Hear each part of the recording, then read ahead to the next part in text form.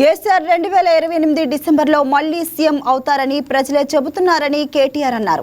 తెలంగాణ ఆవిర్భావ దినోత్సవం సందర్భంగా తెలంగాణ భవన్లో ఆయన జాతీయ పతాకాన్ని ఆవిష్కరించారు. దశాబ్దాల పోరాటం ఫలించిన రోజే జూన్ 2 అని అన్నారు.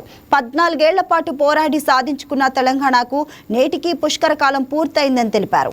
అధికారంలోకి వచ్చాక అనేక సంక్షేమ పథకాలు చేశామని చెప్పుకుంటున్న సీఎం రేవంత్ రెడ్డి 4 సార్లు రైతు బంధు ఎగ్గొట్టారని ఆరోపించారు. సిపాయిల తిరుగుబాటు విఫలం అయ్యిందని అనుకుంటే వచ్చేదా దేశానికి స్వాతంత్రం? రాజీ లేని పోరాటమే విజయం సాధిస్తుంది, ముమ్మాటికి తెలంగాణ రాష్ట్రం వచ్చి తీరుతుంది. ఇది కేసీఆర్ గారు రాసిన పాట. ఆయన అన్నారు పుష్కర తెలంగాణ అని. మరి పుష్కర తెలంగాణ ఇవాళ ముష్కరుల పాలైంది. పుష్కర తెలంగాణ దురదృష్టవశాత్తు ముష్కరుల పాలైంది.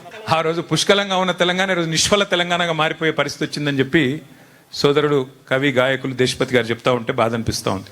సరిగ్గా 12 ఏళ్ల కిందట ఇదే రోజు కేసీఆర్ గారు ముఖ్యమంత్రిగా పదవీ బాధ్యత చేపట్టిన రోజు కూడా ఇదే రోజు అనే మాట కూడా నేను మీకు గుర్తు చేస్తా ఉన్నా. మళ్ళీ ఒక మాట కూడా నేను చెప్తా ఉన్నా. 2028 డిసెంబర్లో తిరిగి కేసీఆర్ గారు మళ్ళీ ముఖ్యమంత్రిగా ప్రమాణ స్వీకారం చేస్తారు అనే మాట కూడా ఖరాఖండిగా ఇవాళ తెలంగాణ ప్రజలే చెప్తా ఉన్నారు, నేను చెప్పడం కాదు. చివరికి అవే అబద్ధాలను డిక్లరేషన్ల రూపంలో, అవే అబద్ధాలను 420 హామీల రూపంలో అడ్డమైన మాటలన్నీ చెప్పి చివరికి మరి గద్దెనెక్కింది కాంగ్రెస్ పార్టీ, కాంగ్రెస్ ప్రభుత్వం. అబద్ధాలు, అభూత కల్పనలు, విష ప్రచారాలతో తెలంగాణ రాజకీయాలను కలుషితం చేసింది కాంగ్రెస్ పార్టీ.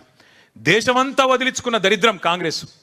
ఆ దరిద్రాన్ని తెచ్చి తిరిగి ఈ విష ప్రచారాల వల్ల నెత్తిన రుద్దుకున్నారు పాపం అమాయకులైన మన సోదరులు సోదరిమణులు.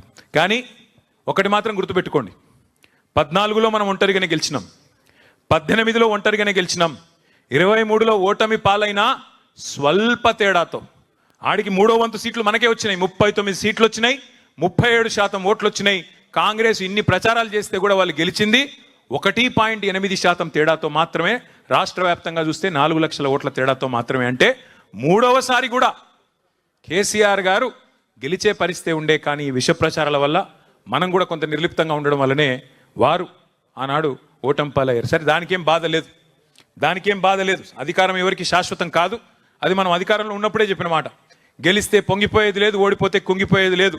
ఇది కేసీఆర్ గారు మాకు ఎప్పుడు చెప్పే మాట.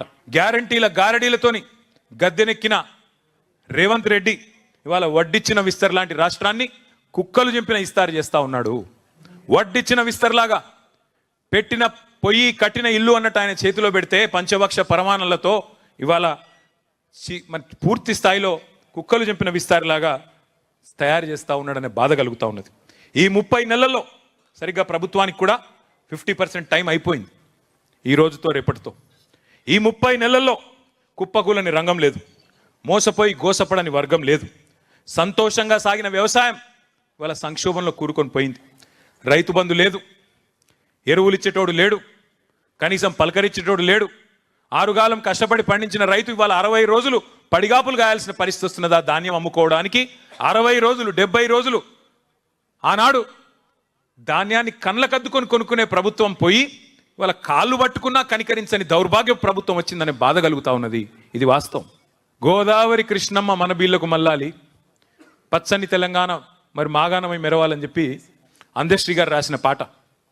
ఆ పరిస్థితి నుంచి మళ్ళీ ఒకసారి ఇవాళ ధీమాగా బతికిన రైతును సంక్షోభంలోకి నెట్టే విధంగా గోదావరి కృష్ణా జలాల